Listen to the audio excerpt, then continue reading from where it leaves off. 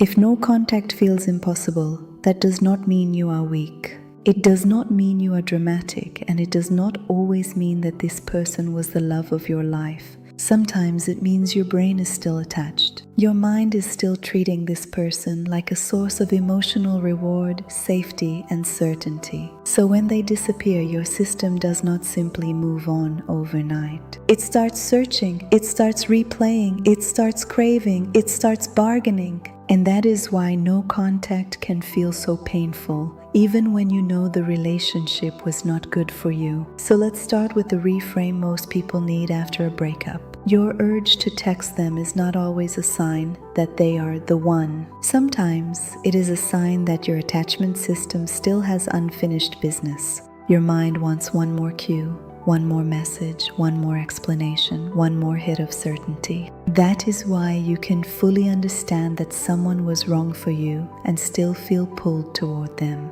Because logic and attachment are not the same process. Your logical mind can say, this was unhealthy, but your nervous system can still say, find them, fix this, get the signal back. And that is where the pain begins. When you are still emotionally attached to someone, your brain can keep reacting to them like they are still part of your emotional survival system. Their name, their photo, their last message, their silence, all of it can become a cue. And a cue is powerful because it wakes up a pattern. Maybe you used to check your phone at night. Maybe you waited for their reply. Maybe one message from them could change your entire mood. So when you go no contact, you are not just losing a person, you are losing a pattern your brain became used to. That is why people panic when no contact feels worse at first. They think, if this were the right decision, I should feel peaceful. But at the beginning, no contact often removes the tiny emotional doses your brain was using to regulate itself. The hope of a message, the habit of checking, the fantasy that maybe they will finally explain. The little moments that kept the bond alive. When those disappear, your mind may get louder before it gets quieter. That does not mean no contact is failing. It may mean the process is finally showing you how dependent your nervous system became on those small emotional signals. No contact is hard because it removes the stimulus, not because the person was necessarily right for you. Now here is the part that makes some relationships even harder to let go of. Uncertainty. When someone was consistent, kind, and clear, the pain can still be real. But when someone was warm, then distant, close, then unavailable, loving, then confusing, your brain can become even more focused on getting the next signal. This is why mixed signals can feel so addictive. You are not only missing the person, you may be chasing the moment when the confusion finally turns into clarity. This is also where attachment style matters. If you lean anxious, silence can feel like danger. Your brain treats distance as a problem that must be solved immediately. So you check, you replay, you analyze, you want to text, not because texting is wise, but because your body wants relief. If you lean avoidant, you may suppress the emotion at first. You may feel fine for a while. But later, when the reality of the loss catches up, the attachment can return in a delayed way. And if your relationship had a push-pull pattern, where one person chased and the other pulled away, the bond can feel even stronger. Not because it was healthier, but because the emotional rhythm trained your nervous system to keep trying. That does not mean you are broken. It means your body learned a strategy for closeness.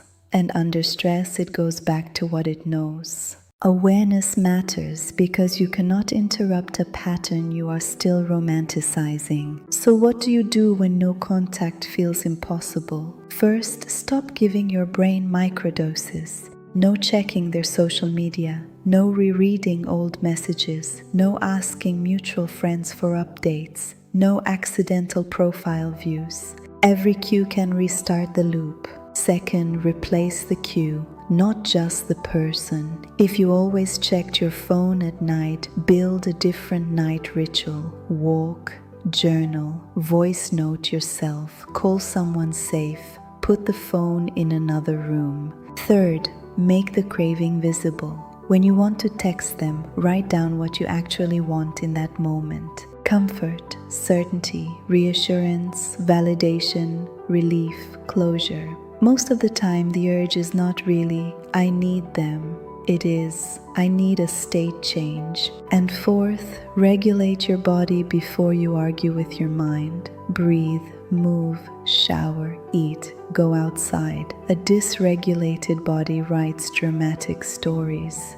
Here is a simple emergency protocol for the next time you want to break no contact. Set a 10-minute timer. Put the phone out of reach. Open a notebook and finish this sentence. If I text them right now, I hope it will make me feel. Then ask yourself, can I create that feeling in a safer way for the next 30 minutes? The goal is not to pretend you do not care. The goal is to stop acting at the peak of the emotional spike. Healing does not usually look like suddenly never thinking about them again. It looks smaller than that, slightly fewer checks, slightly less fantasy, longer gaps between urges, a little more self-respect after each resisted impulse. Then one day the silence is no longer screaming, it is just silence. And that is the real sign that your brain is detaching, not because you forced yourself to stop caring, but because your system finally learned that your safety, your relief, and your future no longer live inside that one person. If this helped you feel less ashamed of what you are going through, subscribe. This channel is for people who want relationship clarity without manipulation, psychology without fluff, and healing that actually makes sense.